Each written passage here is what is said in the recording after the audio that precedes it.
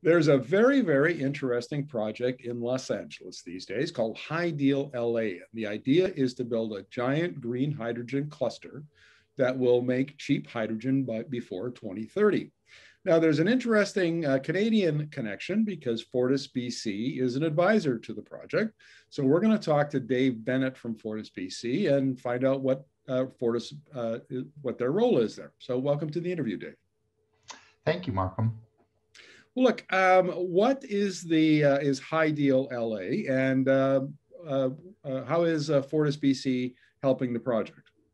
So HyDeal LA is the first dedicated hydrogen hub to be built in North America, and that the idea there is that they will have dedicated hydrogen pipelines in the Los Angeles basin, and they will go out and feed large customers, notably the Los Angeles city power plants with hydrogen replacing natural gas.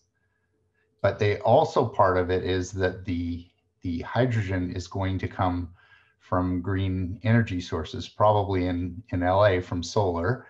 And their goal is to create hydrogen at $1.50 per kilogram, which is quite a low cost. It would be in the kind of less than $10 Canadian per gigajoule range.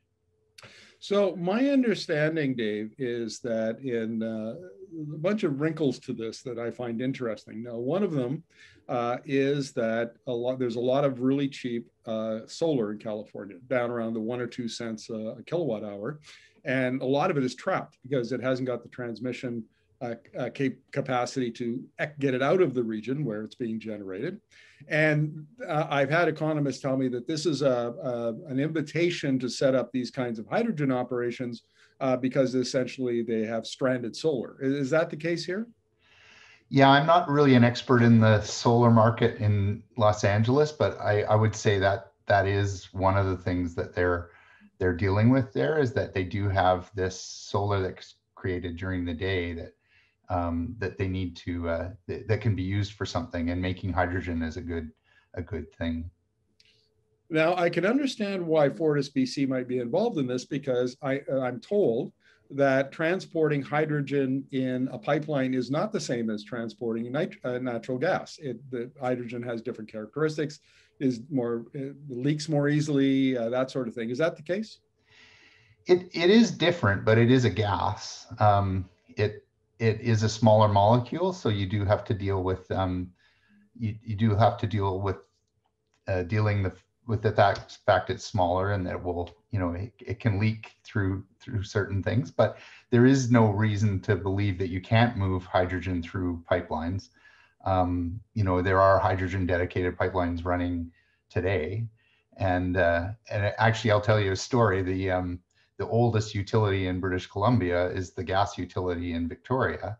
And that was, it was basically a hydrogen system. So they made syngas from coal, and that's basically hydrogen and carbon monoxide, and they ran that through wooden pipes. So, it's definitely technically feasible. You obviously have to look at some of the unique characteristics of hydrogen, but this is not just Los Angeles. If you look at other places in the world, in fact, that was one of the other reasons we wanted to be involved, is that there's a lot of expertise in Europe being developed, and they're actually doing very similar things over there as well.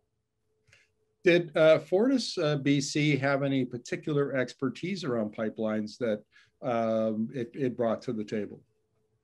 Well, I would say one of the big things we're bringing is our experience with developing the policy around the biomethane.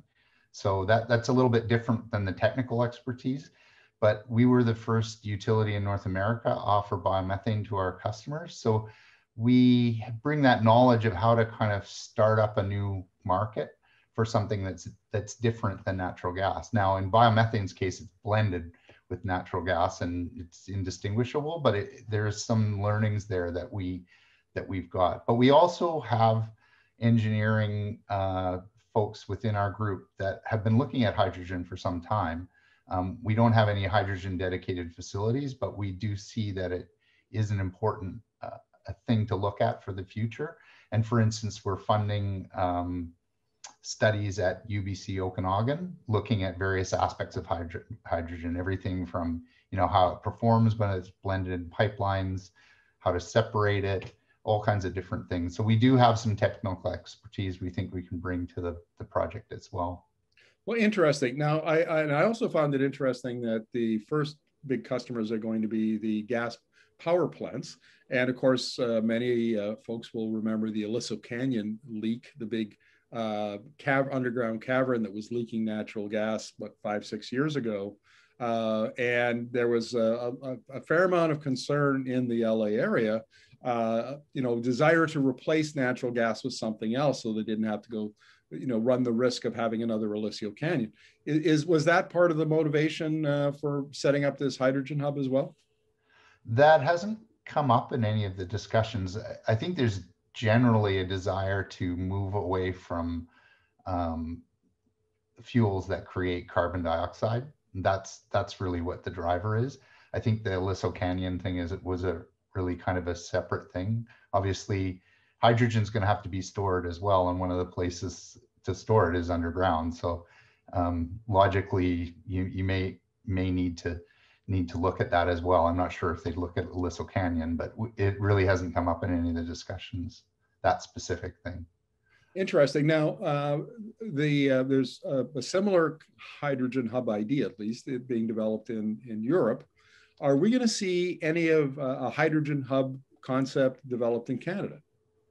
Well, that's why we're really participating in the process. We see that there could be a role for hydrogen here in British Columbia.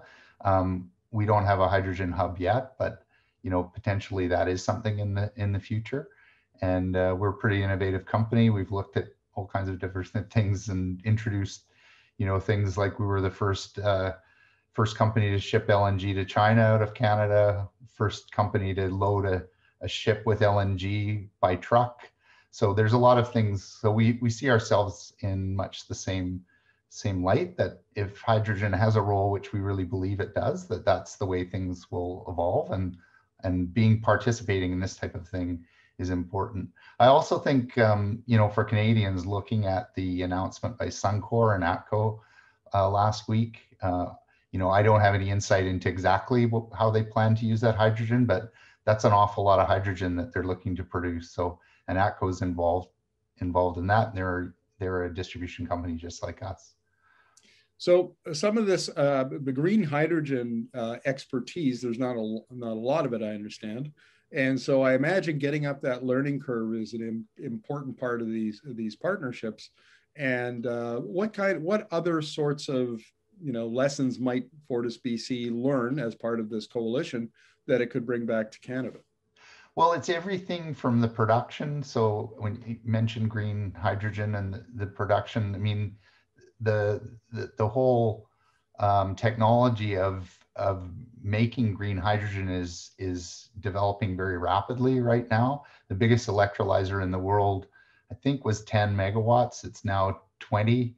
And the scale of what they're looking at is going to be much greater. So they've got companies who really specialize that. But it's also just, how do you balance a gas hub when you're starting one up from scratch? I mean, we haven't done that since the 1950s with natural gas. So just learning how to put the pieces together, everything from the production to how to manage the demand. We're actually looking at, as part of this, they're looking at the regulatory requirements, purchasing contracts, sales contracts, things like that. So there's a lot of commercial as well as technical information that we'll gain. And we, the reason that they reached out to us is because they saw us as one of the innovators in North America, and they were interested in having our point of view. So I think we will also contribute a lot of the experience that we've had doing these types of things. We're, as I mentioned, very innovative company, and we're recognized, around our utilities. Even very large companies like SoCal recognize that we're a very innovative natural gas company. Well, it's a fascinating story, Dave, and we'll follow it with interest, and hopefully get you back for another interview. Thank you very much for this. Be happy to, and I thank you very much for your interest. Thank you.